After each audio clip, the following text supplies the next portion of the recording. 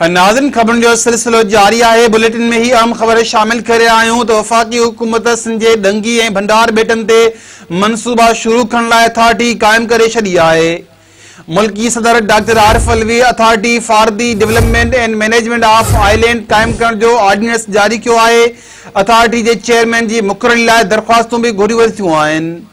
Authority Sindh ऐं बलूचिस्तान जे बेटनि जो control संभालींदी, बेटनि जी ज़मीन खे लीज़ ते ॾेई सघंदी, उहे सूबाई हुकूमत जा मिल्कियत न रहंदा।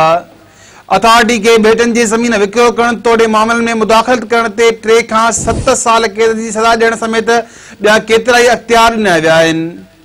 नाज़रीन, हिकु ॿिए खे अहम ख़बर ॾींदा हलूं त वफ़ाक़ी हुकूमत सिंध जे डंगी ऐं भंडार बेटनि ते मनसूबा शुरू करण लाइ अथॉरिटी क़ाइमु करे छॾी आहे।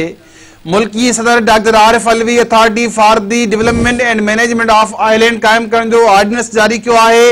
अथॉरिटी जे चेयरमैन जी मुक़ररी लाइ दरख़्वास्तूं बि घुरी वरितियूं आहिनि। अथॉरिटी सिंध ऐं बलूचिस्तान जे बेटनि जो कंट्रोल संभालींदी, बेटनि जी ज़मीन खे लीज़ ते ॾेई सघंदी, उहे सूबाई हुकूमत जा मिल्कियत न रहंदा।